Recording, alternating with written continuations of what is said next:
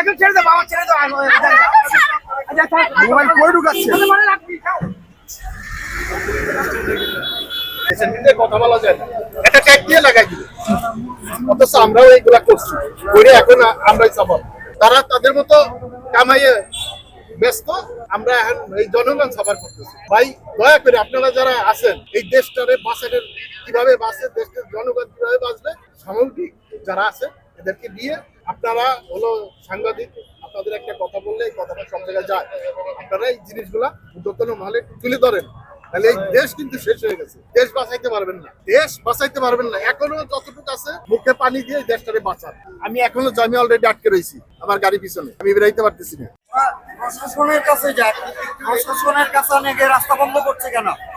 এটা কোন ধরনেরই গাড়ি ভাঙচুর করে কি কোনো আন্দোলন হয়? যারা করতে জানে না তারা কিসের আন্দোলন করবে? আন্দোলন কি জন্য?